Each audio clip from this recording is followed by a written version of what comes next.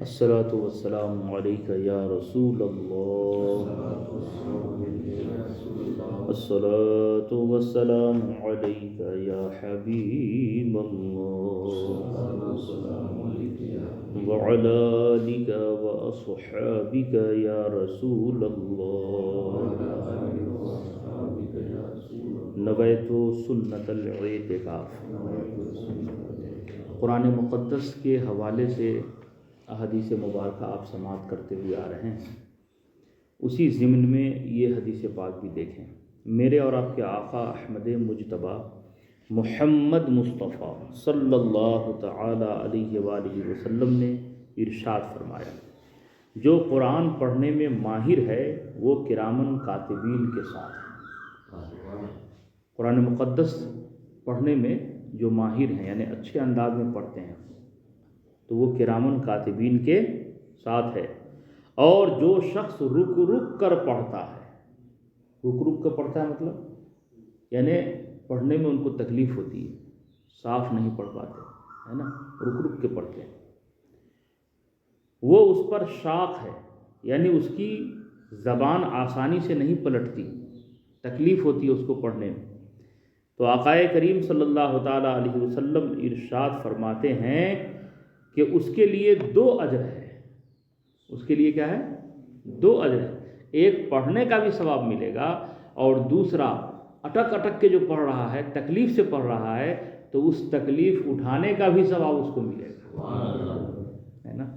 قرآن پاک پڑھنے والا اگر زبان میں لکنت ہے پھر بھی وہ پڑھ رہا ہے تو اس کو ڈبل اجر ملے گا۔ دوسری حدیث پاک دیکھیں، سرکار دو عالم صلی اللہ تعالیٰ علیہ وسلم نے ارشاد فرمایا، جس کے جوف یعنی سینے میں کچھ قرآن نہیں ہے وہ ویران مکان کی مثل ہے نا۔ اس لیے قرآن مقدس کی کچھ صورتیں وغیرہ ہر آدمی کو یاد کر لینا چاہیے، ہے نا۔ اگر کچھ بھی قرآن اگر سینے میں نہیں ہے تو گویا وہ ویران مکان کی طرح ہے نا، خالی مکان۔ اللہ کا فضل ہے کہ ہر بندہ مومن کے سینے میں 2-4-10 سورتیں تو ضرور ہیں، ہے کہ نہیں؟ کم سے کم سورہ فاتحہ تو سب کو یاد ہے۔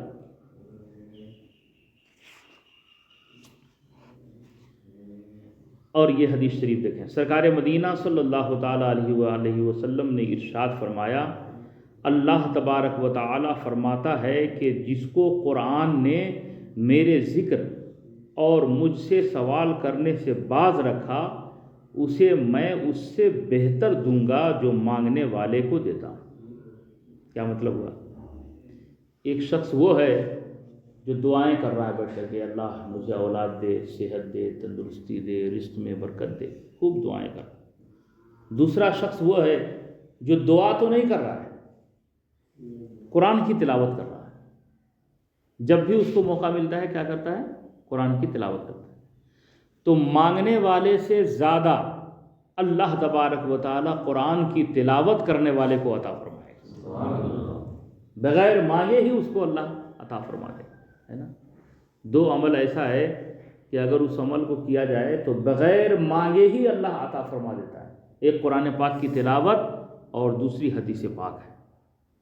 دوسری کیا ہے؟ درود شریف۔ درود شریف اگر کوئی بندہ مومن پڑھتا ہے، دعا نہیں بھی مانگے، صرف درود کی برکت سے کیا وہ مانگنے والا تھا اللہ تعالیٰ اس کو عطا کر دیتا ہے نا۔ اور قرآن پاک کی تلاوت کرنے والا اگر قرآن بیٹھ کے پڑھ رہا ہے، کیا مانگنے والا تھا وہ بغیر مانگے ہی اللہ تعالیٰ اس کو عطا کر دیتا ہے۔ اللہ تبارک و تعالیٰ ارشاد فرماتا ہے، جس کو قرآن نے میرے ذکر اور مجھ سے سوال کرنے سے باز رکھا، اسے میں اس سے بہتر دوں گا جو مانگنے والے کو دیتا ہوں۔ اور کلام اللہ کی فضیلت دوسرے کلاموں پر ایسی ہے جیسے اللہ کی فضیلت اس کی مخلوق پر ہے۔ اس طرح سے قرآن پاک کی فضیلت جو ہے تمام کتابوں پر ہے۔ حضرت سیدنا عیسیٰ بن محمد رحمۃ اللہ تعالی علیہ کہتے ہیں کہ میں نے ایک روز حضرت ابو بکر بن مجاہد علیہ الرحمہ کو ان کے انتقال کے بعد خواب میں دیکھا۔ کیا دیکھا خواب میں؟ کہ وہ قرآن پڑھ رہے ہیں، انتقال ہو گیا ہے اور اپنی قبر میں کیا کر رہے ہیں؟ وہ قرآن پڑھ رہے ہیں۔ یاد رکھیے گا، یہ نماز پڑھنا، ذکر کرنا، عبادت کرنا، یہ جتنے بھی اعمال ہم لوگ کرتے ہیں نا، یہ دنیا ہی میں کرنا ہے، مرنے کے بعد کچھ نہیں کرنے کا۔ جو آپ نے یہاں کیا ہے اس کا اجر و ثواب وہاں ملے گا۔ تو انہوں نے کیا دیکھا کہ حضرت ابو بکر بن مجاہد رحمۃ اللہ تعالی علیہ انتقال کے بعد اپنی قبر میں قرآن پڑھ رہے ہیں۔ تو یہ دیکھا تو ان کو تعجب ہوا، انہوں نے پوچھا، میں نے کہا آپ تو انتقال فرما چکے ہیں، کیسے قرآن پڑھ رہے ہیں؟ یعنی مرنے کے بعد تو کوئی پڑھتا نہیں ہے، نماز نہیں پڑھتا، قرآن نہیں پڑھتا، آپ کیسے پڑھ رہے ہیں؟ تو انہوں نے جواب دیا، کیا فرمایا کہ سنو، میں ہر نماز کے بعد اور ختم قرآن کے بعد اللہ رب العزت کی بارگاہ میں دعا کرتا تھا، اے پروردگار عالم، تو مجھے قبر میں بھی تلاوت قرآن کی توفیق دینا، قبر میں بھی تلاوت قرآن کی توفیق دینا۔ میری دعا قبول ہو گئی، اسی لیے میں قبر میں بھی قرآن پڑھ رہا ہوں، قبر میں بھی قرآن کی تلاوت کرنا۔ سبحان اللہ۔ یہ روایت دیکھو، انشاءاللہ ایمان تازہ ہو جائے گا آپ کا۔ اللہ تبارک و تعالیٰ نے عرش کے نیچے ایک فرشتہ پیدا فرمایا ہے، اس فرشتے کا سر انسان کے جیسا ہے، اس کے 70,000 بازو ہیں، اس فرشتے کے کیا ہے؟ 70,000 بازو ہیں، اور ہر بازو پر فرشتوں کی ایک ایک جماعت موجود ہے۔ اب آپ اندازہ لگائیے کہ 70,000 بازو اور ہر ایک بازو پر فرشتوں کی ایک ایک جماعت ہے، اور اس فرشتے کے دائیں رخسار پر، رخسار مطلب گال، دائیں رخسار پر سورہ اخلاص شریف لکھا ہوا ہے، دائیں رخسار پر سورہ اخلاص قل هو اللہ شریف لکھی ہوئی ہے، اور بائیں رخسار پر اشہد اللہ الہ الا اللہ لکھا ہوا ہے، اور اس فرشتے کے پیشانی پر سورہ فاتحہ لکھی ہوئی ہے۔ سمجھ گئے کیسا ہے فرشتہ؟ وہ ایسا فرشتہ ہے عرش کے نیچے جس کا سر کیسا ہے؟ انسان جیسا ہے، 70,000 اس کے بازو ہیں، ہر ایک بازو پر فرشتوں کی ایک ایک جماعت موجود ہے، اور اس کے دائیں رخسار پر سورہ اخلاص، بائیں رخسار پر کلمہ شہادت، اور اس کی پیشانی پر سورہ فاتحہ لکھی ہوئی ہے۔ اور اس فرشتے کے سامنے فرشتوں کی 70,000 صفیں موجود ہیں، 70,000 صفیں موجود ہیں۔ اب وہ جو فرشتے سامنے موجود ہیں وہ کیا کرتے ہیں؟ دیکھیے، 70,000 صفیں موجود ہیں جو ہر وقت سورہ فاتحہ کا ورد کرتی رہتی ہے۔ سورہ فاتحہ وہ فرشتے جو ہے پڑھتے رہتے ہیں، اور جب یہ فرشتے ایاک نعبد و ایاک نستعین پڑھتے ہیں، سورہ فاتحہ شریف پڑھتے ایاک نعبد و ایاک نستعین پڑھتے ہیں، تو سب سجدے میں چلے جاتے ہیں، سب فرشتے جو ہے سجدے میں چلے جاتے ہیں۔ اللہ تبارک و تعالی ان سے فرماتا ہے، اے فرشتو اپنے سر اٹھاؤ۔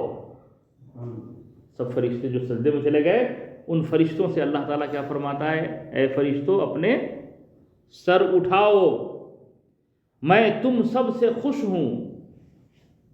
فرشتے یہ سن کر اللہ تبارک و تعالیٰ کی بارگاہ میں عرض کرتے ہیں، اے مولا کریم، امت محمدی صلی اللہ تعالیٰ علیہ وآلہ وسلم میں سے جو کوئی سورہ فاتحہ پڑھے تو اس سے بھی راضی رہنا۔ فرشتے اللہ کی بارگاہ میں عرض کرتے ہیں، تو اس سے بھی راضی رہنا۔ اللہ تبارک و تعالیٰ ارشاد فرماتا ہے، اے فرشتوں گواہ ہو جاؤ، میں ان سے بھی راضی رہوں گا، میں ان سے بھی راضی رہوں گا۔ سبحان اللہ۔ سورہ فاتحہ شریف کی تلاوت کیا کریں۔ سورہ فاتحہ شریف سب کو یاد ہے کہ نہیں؟ بہت آسانی سے سب کو یاد ہے۔ اللہ تعالی ہمیں آپ سب کو عمل کی توفیق عطا فرمائے۔ نزہۃ المجالس کے حوالے سے یہ روایت آپ نے سنا ہے۔ اللہ تعالی ہمیں آپ سب کو عمل کی توفیق عطا فرمائے۔ اللہ رب محمد صلی اللہ علیہ وسلم نحن عباد محمد صلی اللہ علیہ وسلم۔ یا اللہ یا رحمان یا رحیم، اپنے پیارے محبوب صلی اللہ تعالی علیہ وآلہ وسلم کے صدقے ہم سب کے والدین کریمین اور جمیع مومن مومنات کی بخشش و مغفرت فرما۔ یا اللہ ہم سب کے گناہ صغائر و کبائر کو معاف فرما۔ یا اللہ تمام گناہوں سے تیری بارگاہ میں توبہ کرتے ہیں مولا، ہم سب کے توبہ کو تو قبول فرما۔ عزت آبرو جان مال سب کی تو حفاظت فرما۔ مذہب اہل سنت والجماعت مسلک اعلیٰ حضرت پہ چلنے کی توفیق عطا فرما۔ ایمان پہ ہم سب کا خاتمہ نصیب فرما۔ ان اللہ و ملائکتہ یصلون علی النبی یا ایھا الذین آمنوا صلوا علیہ وسلموا تسلیما۔ اللہ رب محمد صلی اللہ علیہ وسلم نحن عباد محمد صلی اللہ علیہ وسلم۔ جب دم واپسی ہو یا اللہ لب پہ ہو لا الہ الا اللہ۔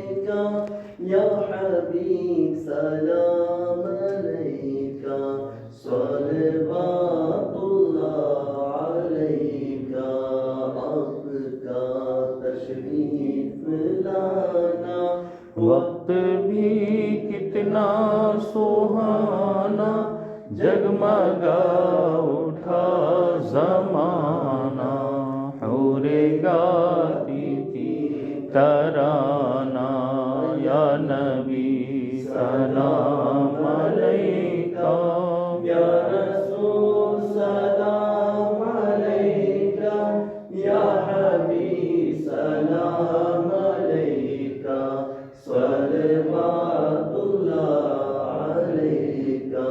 رحمتوں کے تاج والے، عرش کی معراج والے، دو جہاں کے راج والے، آسیوں کی لاج والے، یا نبی سلام علیکہ، یا رسول سلام علیکہ، یا حبیب سلام علیکہ، صلوات اللہ علیکہ۔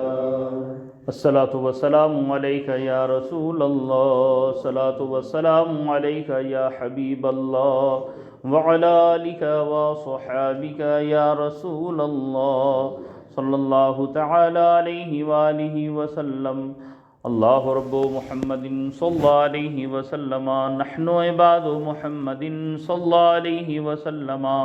یا اللہ یا رحمان یا رحیم، ہم سب نے مل کر تیرے پیارے حبیب صلی اللہ تعالی علیہ وآلہ وسلم کی بارگاہ عالی میں ہدیہ درود و سلام پیش کیا، مولا اسے قبول فرما۔ ہم سب کے لیے، ہم سب کے والدین کریمین اور جمیع مومن مومنات کے لیے اسے ذریعہ نجات بنا۔ یا اللہ ہم سب کا خاتمہ ایمان پہ فرما۔